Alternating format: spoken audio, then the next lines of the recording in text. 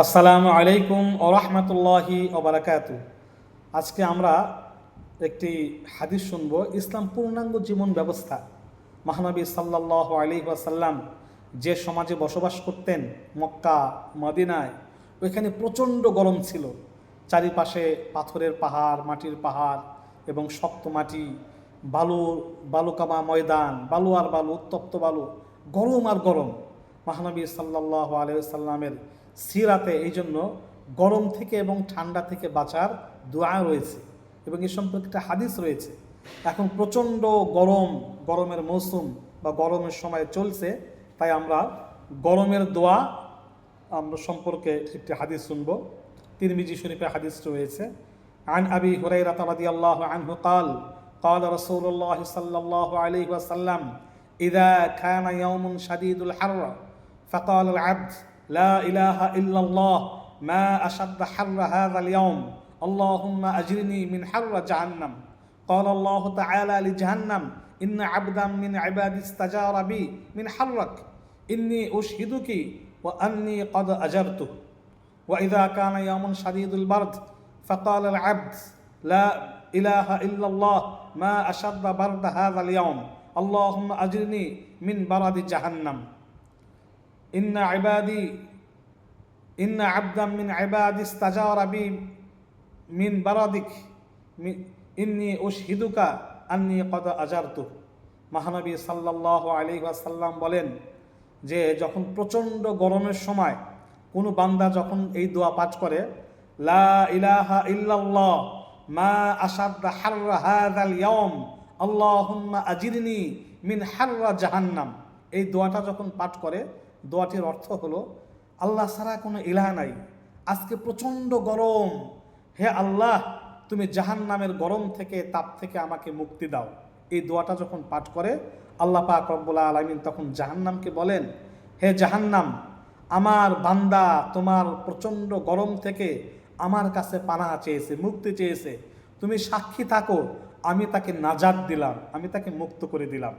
এই জন্য প্রচণ্ড গরমের সময় এই দোয়াটা রাত দিনে 24 ঘন্টায় একবার পাঠ করা সুন্নত। এই দোয়াটা আমরা গরমের সময় বেশি বেশি করে পাঠ করব।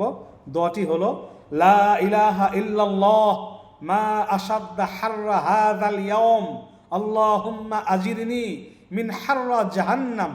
এই দোয়াটা আমরা একবার করে অবশ্যই রাত দিনে গরমের সময় পাঠ করব।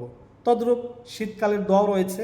আল্লাহ রসুল বলেন, কোনো ব্যক্তি যদি শীতকালে এই দোয়াটি পাঠ করে, লা ইলাহা ইল্লাল্লাহ মা আশাদ্দা বারদা হাযাল ইয়াউম আল্লাহুম্মা আজিরনি মিন বারাদি জাহান্নাম, আল্লাহ ছাড়া কোনো ইলাহ নাই, আজকে প্রচণ্ড শীত, হে আল্লাহ জাহান্নামের শীত থেকে, জাহান্নামের ঠান্ডা থেকে আমি তোমার কাছে পানাহ চাই। আল্লাহ পাক রব্বুল আলামিন তখন ফেরেশতাদেরকে বলেন যে আমার বান্দা জাহান্নামের ঠান্ডা থেকে, হে জাহান্নাম তোমার ঠান্ডা থেকে আমার বান্দা আমার কাছে পানাহ চাই, যাও আমি তোমার ঠান্ডা থেকে তাকে মুক্ত করে দিলাম। আমরা মনে করি জাহান্নামে শুধু আগুন দ্বারা আযাব দেওয়া হবে, বিষয়টা এমন না। জাহান্নামের ঠান্ডা দ্বারা, প্রচণ্ড ঠান্ডা, প্রচণ্ড বরফ দ্বারা, ঠান্ডা দ্বারা আযাব প্রদান করা হবে। মহানবী সাল্লাল্লাহু আলাইহি ওয়াসাল্লাম ইরশাদ করেন যে ঠান্ডার মধ্যে কোনো ব্যক্তিকে যখন ঢুকিয়ে দেওয়া হবে, মুহূর্তের মধ্যে তার শরীর টুকরো টুকরো ছিন্ন বিচ্ছিন্ন হয়ে যাবে, আবার ঠিক হয়ে যাবে, আবার তাকে এইভাবে ঠান্ডা দ্বারা টুকরো টুকরো ছিন্ন বিচ্ছিন্ন করা হবে।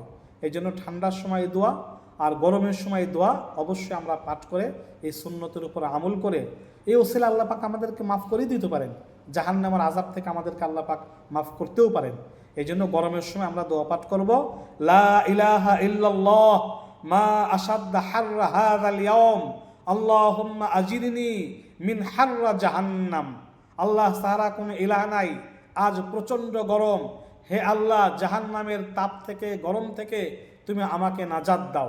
এই দোয়াটি রাত দিনে একবার করে অবশ্যই আমরা পাঠ করব। ইসলাম পূর্ণাঙ্গ জীবন ব্যবস্থা, এখানে গরম থেকে বাঁচার জন্য দোয়াও আল্লাহ রাসূল আমাদেরকে শিক্ষা দিয়েছেন।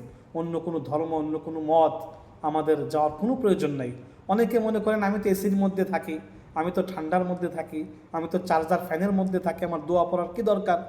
আপনি রাত দিন যে কোনো সময় যত আরামে থাকেন না কেন, গরমের সময় দোয়াটি একবার পাঠ করলে আল্লাহ পাক আপনাকে জাহান্নাম থেকে মুক্ত করে দিতে পারেন। আমিন।